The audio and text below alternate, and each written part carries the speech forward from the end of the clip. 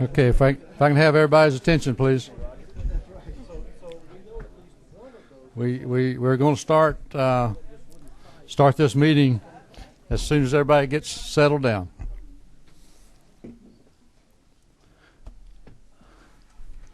Good afternoon, everybody. I'm Roger Lane. I'm chairman of this reapportionment committee. I'd like to welcome y'all to our committee meeting. The meeting is broadcast over the internet, so if you turn your cell phones off so that it doesn't go off, and especially up here at the table, but in the audience also, so that folks watching over the internet will be able to hear what's said and be able to see what's going on here. Before we begin, I would call on Representative Jurgensen and to lead us in prayer. What's your 24? Let's pray. Lord, we thank you for this day and the opportunity that we can come together to discuss this important business before us. We ask that you bless each and every individual in this room and around our great state. Lead us, guide us, and give us wisdom going forward. In Christ's name we pray, amen. Amen. As most of y'all know, this committee has held 12 public hearings all over the state to get citizen input and into redistricting principles and guidelines and what they think about their area as far as how this committee and legislature should go about drawing the districts when we get into special session. We anticipate that the special session will be called for August 15th. The governor calls that, and he's indicated that's when the special session is going to be held. And so I think we can kind of count on that, although the call hadn't gone out yet, so that could change, but it'd be very unlikely that would change. Before we did the 12 public hearings around the state, we sought input from all legislators on the House and Senate side as to the location of those hearings. And we got that input, and then this committee adopted those sites as being the sites that we would take our go as a committee and seek public input in as many areas of the state as we can. We think we pretty much covered the entire state with the hearings we did. Those hearings have been videotaped. They're available at the Georgia General Assembly website. That's at legis.ga.gov, and each one of them is about 2 hours, so you got 12 of them, so you got 24 hours of good videos that you can kind of see. Probably won't have to watch all of them to kind of see how those hearings went and what kind of input we received. And the purpose of this meeting today then is to take, is that mine? is to take what we learned from those public hearings and kind of adopt a set of guidelines and criteria that we will use in the redistricting as we go forward from this process. Since we've completed those hearings in June, we did those. That took May and June at this committee, and I compliment all the members of this committee who traveled the state and listened to the citizens and had great participation. Most every member of this committee has attended a vast majority of those meetings, and the second phase then started where we have had individual legislators coming in and helping us within their districts, within their area of the state, identify communities of interest and identify their concerns in their area and working on that. And eventually that will culminate in us having a statewide map put together that will be ready for the special session when it starts August 15th. And our goal is to have that map available to the public before we go into session, so that when we take that up as a committee and start discussing and debating the map, that the public will have had an opportunity to see that map and be able to more meaningfully be able to ask questions and participate once we go into session. All of our meetings are public and open to the public and subject to the usual rules of a committee in operation, where you can participate and give comments just like you can do today. And we look forward to getting into that phase of this. So that's kind of where we are now. And the purpose of today is to hear from y'all first. We have a sign-up sheet somewhere over here on the corner of the table over there. Anybody who wants to address the committee in regards to guidelines and criteria that you think should be applied. And then once you get through that process, we also have the proposed guidelines, copies up here, the proposed guidelines that we can hand out if anybody would like to have those. Yeah, they're in the corner over here. Mister, you want to, Jeremy? We'll hand those around so you'll have those to be,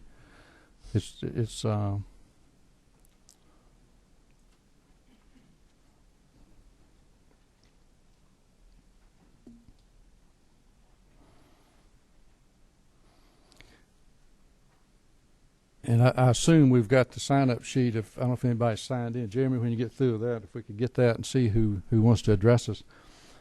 Once we get to back to the committee phase of this, this is being taken down by a court reporter.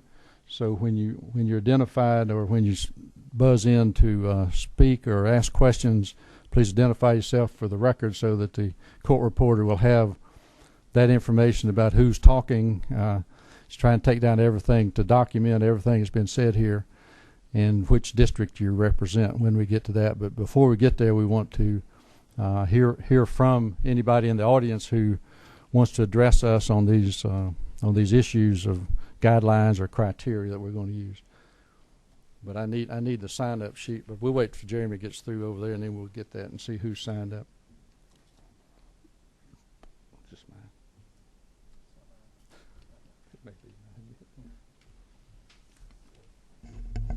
Load you up with stuff.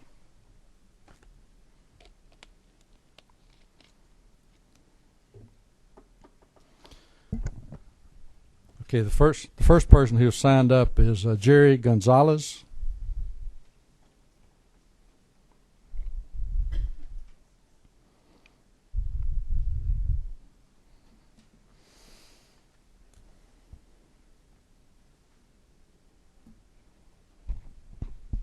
If you could identify yourself and who you're with for the record, please.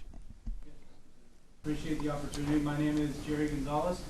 I'm Executive Director of the Georgia Association of Latino Elected Officials, acting on their behalf today. We are an organization focused on civic engagement and leadership development of the Latino community all across the great state of Georgia. We also participated very heavily in the 2010 census promotion within the immigrant community, within the Latino population. And because of the participation of the Latino community, we saw great growth in the state. As a matter of fact, 28% of the state's growth can be attributed to the Latino community's growth. And that should be respected in the redistricting process. The Latino population grew from 435,000 to over 854,000, an increase of over 96%, accounting for close to about 10% of the state's population. In places like Gainesville, Dalton,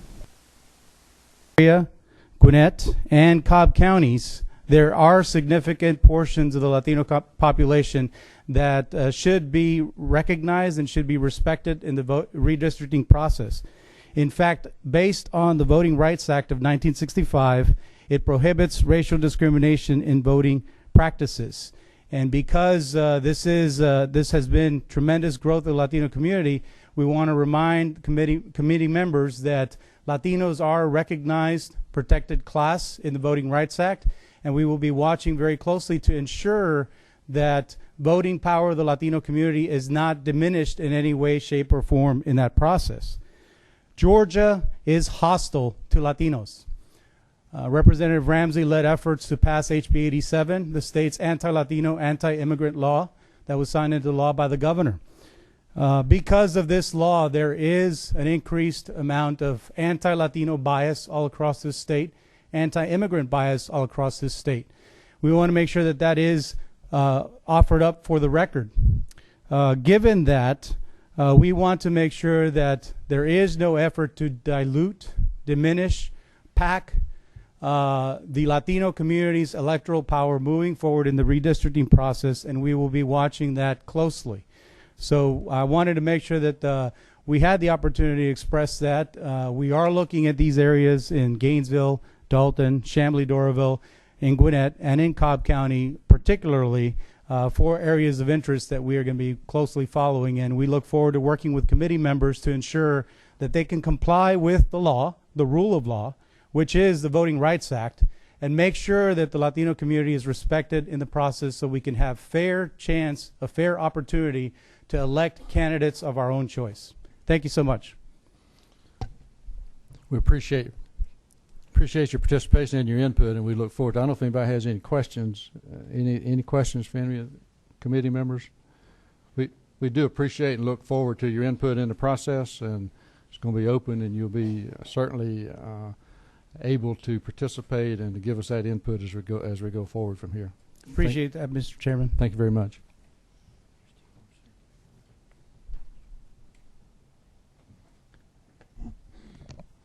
And next would be Elizabeth Poitras.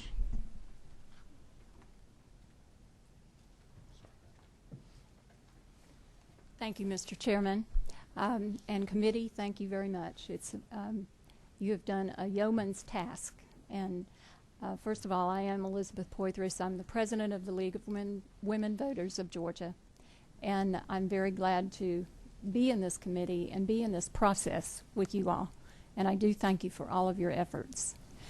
I have handed out to all of the committee today a letter that I would like to read into the record on 5 basic principles that we are looking at for fair standards. And if I can do that, I would do that. This has been, it's from a coalition, the Redistricting Coalition.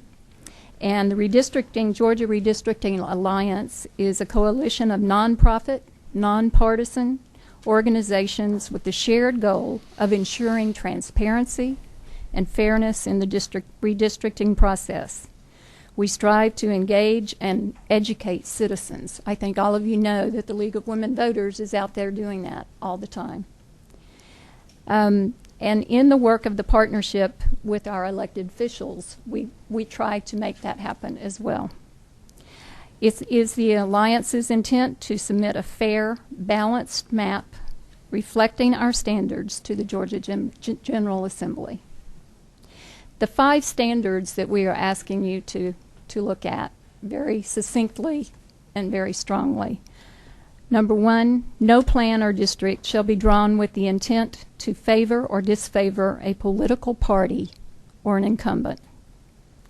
Number 2, districts shall not be drawn with the intent or result of denying or abridging the equal opportunity of minorities. Number 3, districts shall consist of contiguous territory. And to the extent feasible, districts shall be compact. Number 4, pursuant to the principle of one person, one vote, districts shall be equal in population as possible. Where feasible, number 5, apportionment plans shall make use of existing city, county, and geographical boundaries and similar communities of interest. We feel that these are very basic standards and certainly would like for all of you to consider them in deriving your standards. Thank you very much, Mr. Chairman, and thank you, committee. Thank you. Let's see if anybody has any questions. Give your name and your district, please. I'm Representative Lynn Smith, House District 70, and first of all, thank you for this information. I do have one question. When you mentioned the Alliance, is there a list of the members who are part of the coalition? The Alliance is Common Cause of Georgia, the League of Women Voters, and Georgia WAND. Okay, so there are 3. There are 3 members. Along with now, we also League of Women Voters. So. Right. Okay. And we also have some teaming partners who are with us. What does that mean? Well, they have helped us as we go about the state in advance of your meetings. We went about the state educating citizens on redistricting. The NAACP, the ACLU, and several other organizations have joined in to help us get those meetings arranged. But the alliance is of the three. Thank you. You're very welcome. If we could have that information for our committee, that would be very helpful. And Okay. thank you. I'll be glad to supply it. Thank you. And You're welcome. I've heard your speakers at every meeting, and thank you. You're Hang on just a minute. I want to just compliment y'all on the work that you did in going into the communities before we got there and trying to get some interest from citizens to come, and you did, and they came and participated, and we listened and we heard them. And it's a good process, and we appreciate what you did in those regards. Yes. Thank you. Thank you. Next will be Bob Gibling. Gibling. I figured I'd miss that one. I should know. Thank you, Mr. Chairman. I appreciate the opportunity to speak to you and the committee. My name is Bob Gibling. I'm a citizen of Atlanta, city of Atlanta, and actually a native Atlantan. And I wanted to speak briefly about the issue of the definition of communities of interest and to speak about one community in particular. So I'm very curious about the process of defining those communities of interest, and I would ask your particular sensitivity in looking at the gay, lesbian, bisexual, and transgendered community when looking at those communities of interest. There is census data that is available which indicates the number of same-gender couples living in various counties and cities and population districts. But beyond that, it's somewhat more difficult to identify the gay and lesbian community in particular and where they live because of the lack of definition in census data. So I wanted to ask for your sensitivity and offer myself as a resource and others as a resource to help in defining where those areas might be so that we could be sensitive to that community. In particular, I live on the south side of Buckhead, which in the past has been cut off from Midtown and other northeast Atlanta communities that most directly relate to each other in the having a community of interest which is very cohesive, particularly with regard to attitudes on the gay and lesbian community. And so we have been cut off in the past, and I wanted to ask your sensitivity moving forward that you look at that in your definition of communities of interest, and once again to offer myself as a resource or referrals of others who could help as well. Okay, thank you very much. Any questions? Okay, thank you very much. Thanks for participating, and follow the process as we go along and give your input, please. Okay, thank you. That's all we have signed up. Anybody else want to address the committee before? Yes, sir. That's right. Just come and introduce yourself, and we'll pretend you signed up. I'm Ed Painter. I'm from Dalton. I was at the public hearing up there on the 20th. At that time, Chairman Babb was late for the meeting, as some of y'all may remember. He asked for y'all to consider making the 9th District run north and south instead of east and west across the mountains. At that point, we got together and started coming up with a proposal. And the reason that we consider this appropriate at the first meeting is because we consider this a way to start the redistricting process with a cornerstone that meets the 5 principles that were mentioned. What we propose is a community of interest consisting of Bartow, Catoosa, Chattooga, Dade, Fanning, Floyd, Gilmer, Gordon, Murray, Pickens, Polk, Walker, and Whitfield counties.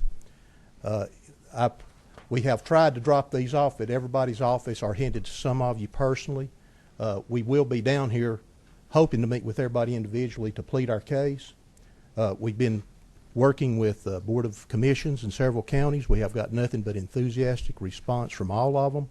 It's been passed as a resolution in Whitfield and Murray and in Dalton and City of Ellijay, and have had several other county commissioners say that they would pass it in their communities. One of the reasons we like this is because it does one thing that I believe that y'all heard at most of your meetings was it keeps the boundaries intact. The population of these 13 counties only exceed the target point by 138, that can easily be taken from a community of interest that straddles the boundary with another district. So even that small number can keep inside a community, even if it isn't in the 9th district. And when I say 9th district, we really don't care what it's numbered. This follows the transportation routes, and we have these available for anybody who wants to see them. There's things we looked at were the racial makeup. It's minimal change. Actually, there's a minimal change in the political makeup. So we're not changing anything as far as electability of a candidate of a certain party, or reducing anyone's participation as because of race or ethnicity. We consider it simple, shows common sense, and it's easy to do. And if we start up there, we believe that it will show a commitment to actually do something that's nonpartisan, non-political.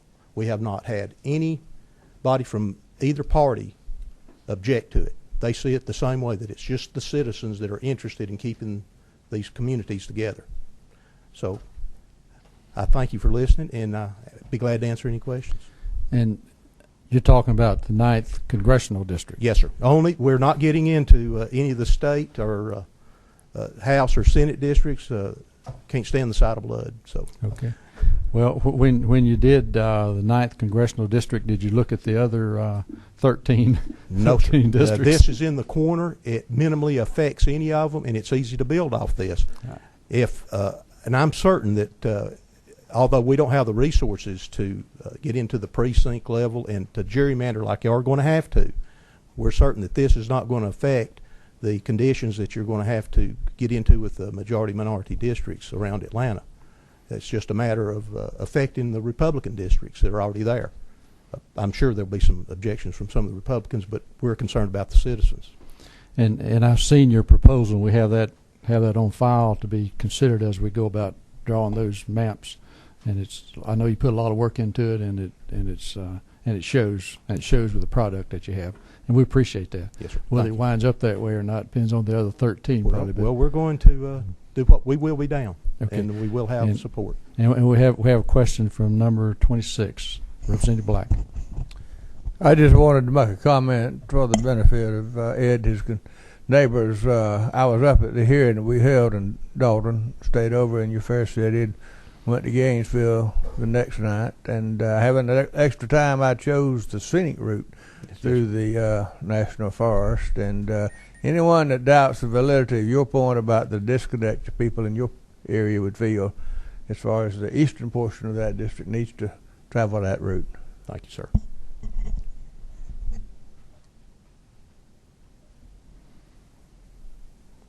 Ms. Massey Reese, Representative Massey Reese. Thank you, Mr. Chairman. Mr. Painter, I'd like to thank you for working up such an excellent brochure for us that brings out the points that you just mentioned. And you have mentioned several points that I have heard throughout my own House district. Many people remember when we had a 7th congressional district that took in the corner up there. And there are quite a few people out there interested in seeing that become a reality again. Are you in contact with our congressman from that area also to Yes, ma'am. I see talked to him how last they Saturday. feel about this? I talked to him last Saturday. He said he knew about it. We had tried to make everyone aware of it. He had no opinion he could express, so I really don't know how he feels, but like I said, we're trying to do this for the citizens, and thank you for your comment. And this is not my ideal, by the way. This has been talked about for years, ever since the 07th was changed, as Representative noted. Anybody else? Thank you, Mr. Painter. That's all the questions I see right now. Anybody else? Yes, sir. Thank you, Mr. Chairman. My name is Joe Arrington. I'm from DeKalb County. And I'm always interested in the redistricting, reapportionment process because I think that's where our democracy begins. It seems to have evolved over the last many censuses, though, from the people picking their representatives to the incumbent representatives picking their constituents.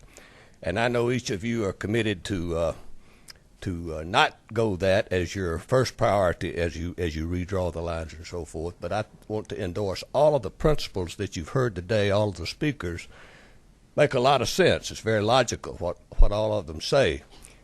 And that's somewhat scary because, when we get to the final gun, what's logical and what makes good sense is not always what comes out of the other end of the sausage grinder. But I know from talking to you and some of the other members of this committee that individually you're committed to these good, solid principles. But along the way, you have a lot of pressure to compromise, and most of that pressure comes from protecting incumbents, whether at the congressional level, at the state senate level, or whatever. And I know it's there. There's no way that you can completely submerge it, but I do encourage you to minimize it, to always be conscious of it, and for God's sakes, don't make as big a mess out of this reapportionment as was made out of the last one. Thank you. Thank you. No questions? Anybody else? Someone else raised their hand back there? Yes, ma'am.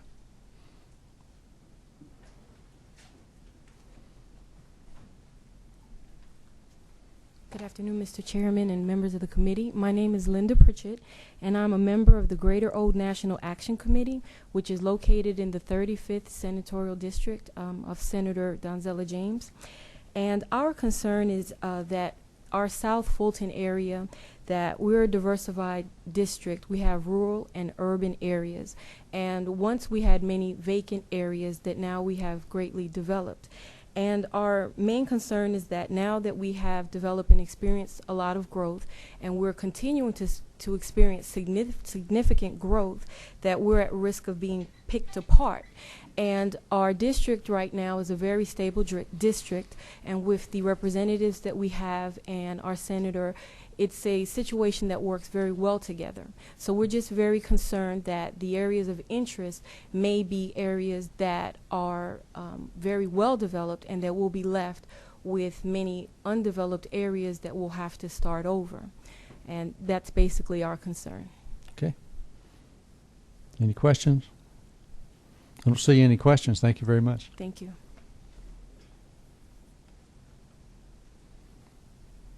Okay, is that all the input that y'all want to give us? Thank you very much. At this time, I'd like to present to the committee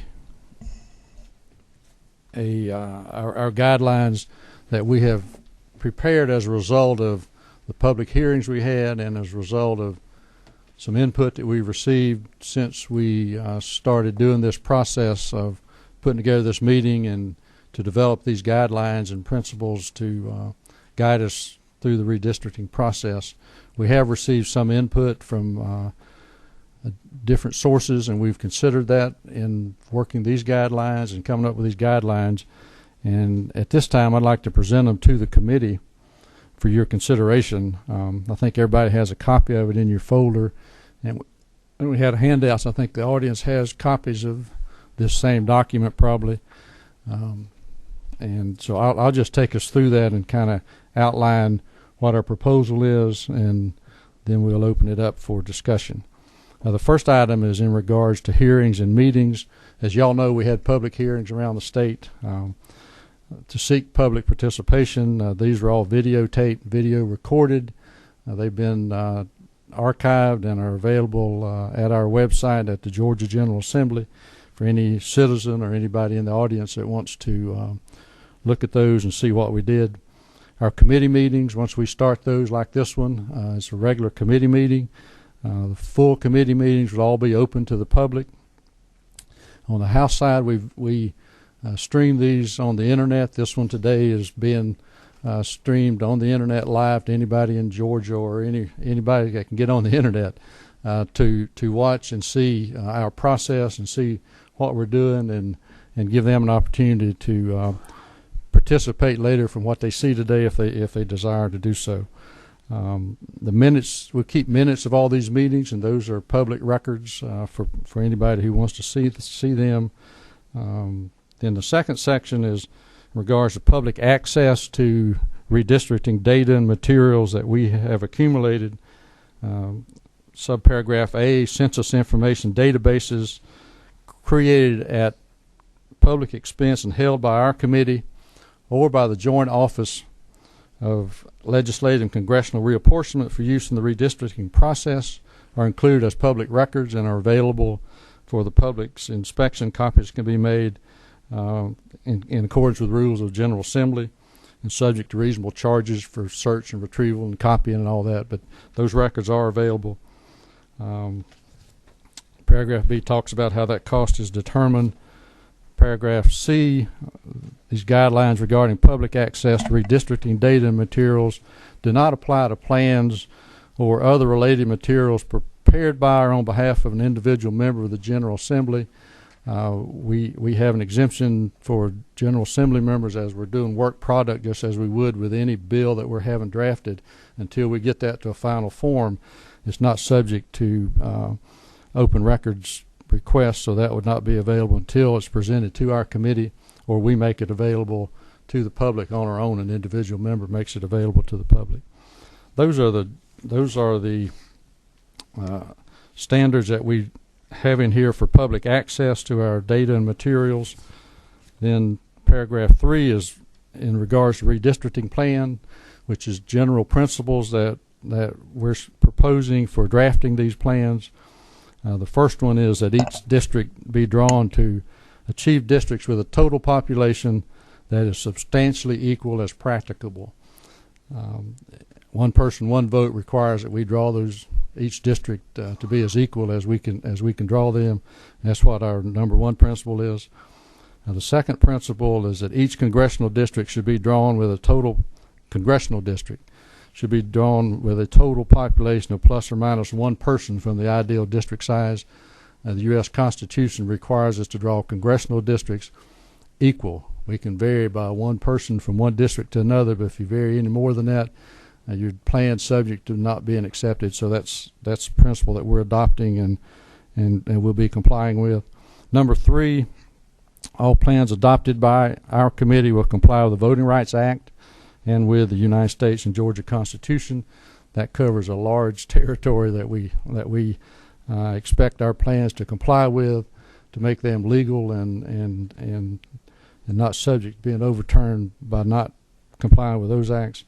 Number 4, the districts will be composed of contiguous territory. It has to be adjoining pieces of property that make up that district, and that districts that connect on a single point are not contiguous. We've had districts drawn in the past 10 years ago that went from one place to another by water to take in an island, and then go on up the coast by water and take in another island, and the only way you could get there and stay in your district was to go by boat. Our principle is not to draw districts like that unless you just had to, but I can't imagine a scenario where that would be necessary, but that's what that's getting to. Number 5 is that no multi-member districts would be drawn on any legislative redistricting plan. We don't think that solves any problems and is an appropriate way to for the people of Georgia to have their districts drawn by doing multi-member districts. Each district would be a single member, and that's number 6. Number 5. Number 6 is that efforts should be made to maintain the integrity of counties and precincts. If we heard, I'm on an old copy out here. Okay. What am I on? 6. Number 6. I'm actually on number 7. Okay. The committee should consider the boundaries of counties and precincts, compactness, and communities of interest. One thing we heard in our public hearings around the state, everywhere we went, was that counties wanted to be kept together, communities of interest want to be kept together, and that's a principle that we intend to abide by. Number 8, efforts will be made to avoid the unnecessary pairing of incumbents. It's not possible to draw 180 districts without some pairing of incumbents because of the shift of populations, where population shifts from one area to another area. Where the shift from, you lose some districts, and by necessity, incumbents could be paired in those districts. So, but our principle would be that efforts would be made to avoid unnecessary pairing of those incumbents. And then finally, the final principle is that the identifying of these criteria is not intended to limit the consideration of any other principle or factors that we deem appropriate. Each district and each part of the state is different, so it's hard to have a set of principles that applies that you can just say applies to every district. So it varies by where the districts are, but those are general principles that we have in our redistricting for our redistricting committee to consider. Finally, next section, Section B, plans produced through the Legislative Congressional Reapportionment Office. Staff of the Legislative Congressional Reapportionment Office are available to all members of the General Assembly. We've sent out, from the Reapportionment Office, has sent out requests to all members that their services are available to assist in drawing maps. Number 2, the census data and redistricting work maps are available to all members upon request, providing the map was created by the requesting member. The map is publicly available, or the Legislative and Congressional Reapportionment Office has been granted permission by the author of the map. As we draw on our work maps as we go along, that's the work product of that individual member, and we can release that to other person, or it is our map if we have it drawn ourselves. And number 3, the redistricting plans and other records related to provision of staff services to individual members of the General Assembly will not be subject to public disclosure unless they've been previously disclosed by that member. C, we also could have plans that would be produced outside of the Legislative and Congressional Reapportionment Office. And the first principle under that is that all plans submitted to the committee will be made part of the public record and made available in the same manner as other committee public records. So anybody, the 9th District proposal congressional map that was proposed that we have in our files is available to the members of the public that want to see that once that's submitted to our committee. Number 2, all plans prepared outside the Legislative and Congressional Reapportionment Office must be submitted to that office prior to presentation to the committee by a member of the General Assembly for technical verification and presentation and bill preparation. And all pieces of census geography must be accounted for in some districts. So if you draw a statewide plan to submit to us through a member, then it has to include all statewide geography. You can't leave anything out because everybody has to have a district. And 3, the electronic submission of material for technical verification must be made in accordance with the following requirements, which goes through the requirements for electronic data and a lot of this language. I don't being a not real familiar with that language, but it sets forth the requirements of what kind of data you have to have, what kind of disk data, what kind of electronic data you put it in to submit to the reapportionment office for them to work with. And that goes on through that whole section down to Section D. And Section D is the general guidelines for presentation of all plans. A redistricting plan may be presented for consideration by the committee only through the sponsorship of one or more members of the General Assembly. Just like any other committee where you got a bill, it has to be, something has to be presented, it has to come through a member of the General Assembly. All such drafts of and amendments or revisions to plans presented at any committee meeting must be on clearly depicted maps which follow the 2010 census geographic boundaries and accompanied by a statistical sheet listing the census geography, including total population and minority population for each proposed district. And 2, no plan may be presented to committee unless that plan makes accommodations for and fits back into a specific identified statewide map for the particular legislative body involved. So if someone's submitting a plan for an area of the state that they want to propose to us, it has to fit back into the rest of the state in order to be considered. And finally, 3, all plans presented at committee meetings will be made available for inspection by the public, either electronically or by hard copy available at the Office of Legislative and Congressional Reapportionment. So these are our proposed guidelines for our committee in drawing these maps. And at this time, I would entertain. I'm sorry, let me get back on here. Got all kinds of lights going here. Vice Chairman Ramsey. I would just like to be recognized for a motion at the appropriate time, Mr. Chairman. All right, let me see what all these other lights are, and I'll come back to you. Number 24 is Representative Jurgensen. I defer to Representative Ramsey. Okay. Representative Reinders. Thank you, Mr. Chairman. I too defer to Representative Jurgensen, to Representative Ramsey, with 2 caveats, if I may. In Section 3 of the redistricting plan, I would hope that the committee would consider some language in regards to the Public Service Commission, and also would like to bring to consideration of the committee the under Section 7 of Number 7 of Section 3, the redistricting plans with boundaries of counties and precincts, that we also consider potentially, if at all possible, the boundaries of cities. Okay. Thank you, Mr. Chairman. Representative Lynn Smith. Thank you, Mr. Chairman, members of the committee. And my question actually goes to the language that we have with electronic data. And so I'm on Section C, page 3 and 4, but I'm actually number D on Section 3, which is on page 4, and it's a block ID district. And I think my question might be best directed to the Legislative Council. The purpose of this question is, what format do we receive the bill in when we vote? And I think that the format is not a map when we actually vote on the document.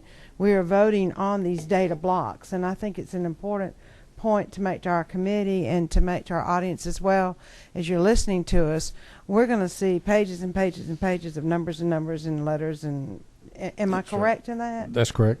And I think if any further detail can be given to explain that as to why the data part of these rules and regs that we're looking at are so important, because we're not going to have a template of a map that we're voting on. We're going to be voting on a bill about this thick that just lists data blocks. Am I correct? That's correct. Okay. Thank you, Mr. Chairman. The bills refer to a map number. I'm not, I mean, I think it might help our committee to understand why we're being specific with the data information, and so that's why I raised the question. And did Legislative Council weigh in on that? Well, I think the important thing is when you're voting, there will be a plan number in the bill, and you'll need to know that the plan, that the attachments, because like you said, it's going to be impossible to look at that data and know all the districts based on these numbers. But you'll have a plan number, and you'll know which plan that bill is addressing. I think it does, and my question, Mr. Chairman, is more, so many of our committee members, General Assembly members, are new to the voting process, and I just think it might be helpful to the people listening and to members of our committee to understand the format in which we're going to receive a bill, and that's why this data specification is so important, because I too am not electronically savvy as to all of this, and I was surprised the first time I thought, what in the world am I voting on? And I think it helps to get that out front early on as to what we actually look at. Thank you.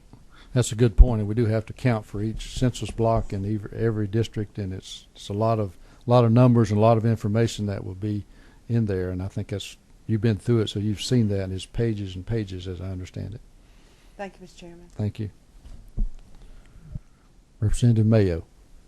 Thank you, Mr. Chairman. My question is related to paragraph 3 under redistricting plans.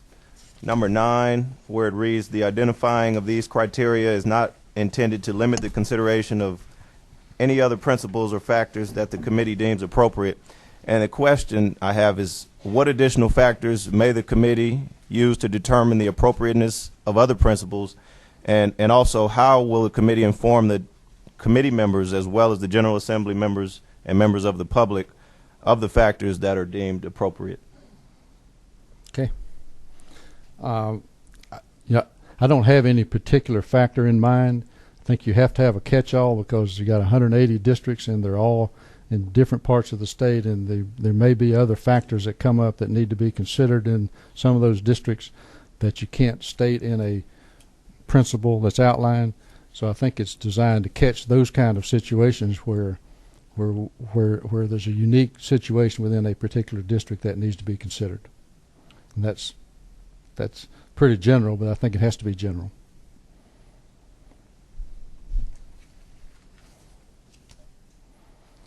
And next would be Representative Howard. Thank you, Mr. Chairman. My question is related to number 7 on the general principles of the drafting plan, where the committee should consider the boundaries of the counties and precincts, compactness, and communities of interest. Does this mean that the plan will avoid packing or overcrowding of minorities?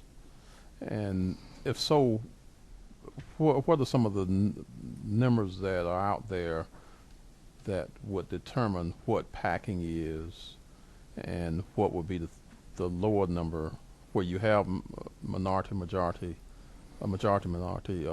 districts?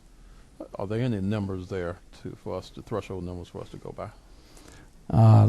I don't think so that. I got 2 questions. Excuse me, but that was a two-part question. Okay. I apologize. Okay.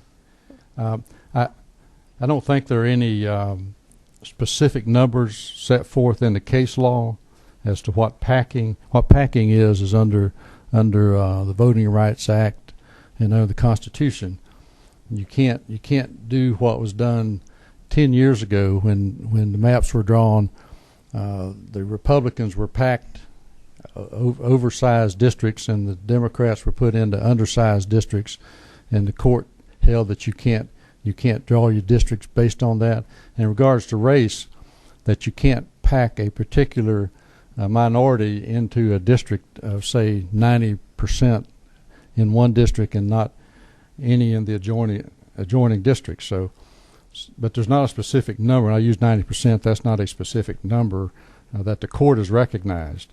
We're working within the Voting Rights Act to comply with the Voting Rights Act, as you know, and to keep those districts in compliance with the Voting Rights Act that are majority minority districts right now based upon the 2010 census data.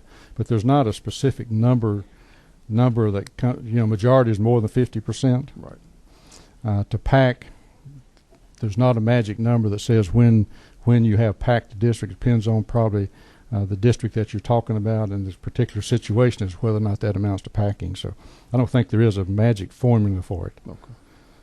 But that's a legal question that we probably could debate for a long time as to where that line is.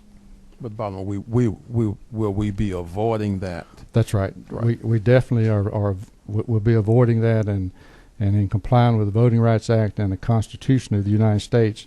That's something that we have to avoid in order to get our plan pre-cleared and to get it passed and not be overturned. Okay. Thank you. And Ms. Massey, Representative Massey Reese. Yes, sir. My concern is Part 3 of the redistricting plans, the principles 1 and 2. Number 1 reads plus or minus 1 person from the ideal district size, and on number 2 we have no deviation, specific deviation percentage listed there at all, simply equal as practicable considering the principles listed below. Prior to this, I believe we had used deviations of 1% and 3%. And I find this wording very loose. Oh, I wouldn't agree that it's very loose, but it sounds very loose. In regards to number one, each legislative district will be drawn with a total population substantially equal as possible. The ideal would be to have no deviation. But when you consider the other principles that we are going to adopt to keep counties together, to keep communities together, to keep cities together, there can be a deviation. And we're not putting a specific number on it. 10 years ago, we thought that a deviation of 5% over or under your average size was a safe harbor. And the Larios case, which challenged those maps and got them overturned, held that that's not a safe harbor. You cannot. Your deviation has to have a justifiable legal reason for deviating from zero. So our goal is to get as close to a zero deviation with our plans as we can. So it's not a nebulous number. It's a better number than saying leaving it up to 3 or 1 or whatever. Our goal is to keep it as close to zero as we can do, and consider all the other principles and guidelines that we adopt. I know that's clear as mud. And in regards to the congressional maps, the courts have set forth very stringent standards for drawing congressional maps, in that those maps have to be equal population. And so we have 14 congressional maps, congressional districts, and those districts have to be drawn with equal population, and you might can vary by one person here and there, but they've overturned maps where you've had 15 or 16 person variation between congressional districts, and said that's too much under the U.S. Constitution, that they have to be equal. And so that's why we have number 2 in there. The congressional districts would be total population of plus or minus one person in each district. Deviation. That's a strict standard, but that's one that we intend to try to abide by. Anybody else? Recognize Representative Ramsey. Thank you, Mr. Chairman. I move that the committee adopt the chairman's proposed guidelines for the 2011-2012 House Legislative and Congressional Reapportionment Committee. Okay, we have a motion and a second that we adopt the guidelines. Any additional discussion or questions? Mr. Chairman, are we allowed to offer amendments for these guidelines? Can we amend what we have before us? Yes, sir. Okay. Thank you. I don't have one. But okay. Yeah. That's a better question now. All right. Everybody in favor of adopting the guidelines? Yes. Anybody opposed? Okay. Guidelines are adopted. I guess that takes care of it. Nobody proposed any amendments, but out of an abundance of caution, I would just ask if anybody has an amendment. One more chance to see if you had an amendment before we pass on. I want to make sure that we didn't overlook you. I know you said you didn't have one, but no, I okay. Don't have any, unless there's someone from the floor in the audience who'd like to come forward and share some thoughts. I don't have an amendment at this time. Okay. What's your number down? We got a court reporter, so we need to help her a little bit and make sure that we go slow enough that she can get everything. Number 29. Yeah, Representative Stevens. Once we adopt these principles, we can't go back and make amendments to it, can we? Or can we? I'm sorry. Once we adopt these principles, we can't go back and amend them in any way, can we? Well, we don't want to. It's just like any other policy we adopt. It certainly could be subject to amendment later on, but we're in the process of putting these maps together, and we want to adopt these principles to apply to those districts as we put them in a final form and make sure that they comply with these districts as much as we can. So we don't anticipate any amendments to it after today. But it's always a possibility if this committee decided to do that. Thank you, Mr. Chairman. Okay. Representative Reinders. Thank you, Mr. Chairman. After making the comment and getting your thoughts, I'd like to call the previous question. But is it not true that under Section 3 of the Redistricting Plan, number 9, identifying the criteria is not intended to limit the consideration of other principles or factors, doesn't that take care of the future questions that's now being asked? That's the purpose of that, because there are many other factors that might come into play as we go along. Then, Mr. Chairman, I'd like to move to the previous question. Okay. It's already been voted on. Already been voted on and approved, but we'll let you move the question. Move the question. All right. Questions moved. We'll vote again just to make Representative Reinders happy about this. Everybody in favor of adopting the principles, say aye. Aye. All opposed, like sign. All opposed, nay. Yes, sir. In the possibility of amending, can we look at considering past political expressions and making sure that we do not discriminate against those that may want to participate in this process in going through this, that we have a fairness in that area? I'm sorry, I didn't follow exactly what your proposal is.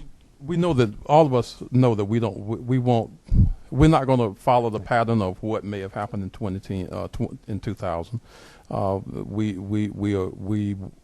Most of us were not even there, but we're going forward now and trying to have a fair process. And some of the things that we do seem to encounter, and some of the buzzwords is discrimination. Now with the gentleman that came about we have so many different cultures in our state now. So will we allow people to have their ability to express their political feelings, expressions, without being ostracized, crucified, or drawn out of a district for that purpose? Well, our process in the future is going to be an open process where anybody can come before the committee when the plan is adopted or being debated before it's adopted to give their input into that particular plan. So there'll be more. It's going to be open and transparent as to what the districts look like, and the opportunity for anybody who wants to come to the committee meetings and to participate in that. They'll certainly have that opportunity. And this committee is not going to do any of those things that you mentioned. What might happen someplace else, I don't have control. We don't have control of it. As far as this committee. For the record, I'd like to say that you as chairman and the committee has, and from my perspective, I'm sure from some of the other members, have not thrown any barriers at us. So, but we have to talk about these things in order to make sure that we keep things. So, where we can sort of just make sure we be reminded of those things. I don't know if she got all of that, but I appreciate your comments that we continue keeping an open process and to continue communicating with any member of the legislature that wants to be involved in this process and have input into it. We intend to continue doing that. We think that gives us the more input we get, the more fair districts we can draw. And I think this committee is dedicated to doing that and working together to do that.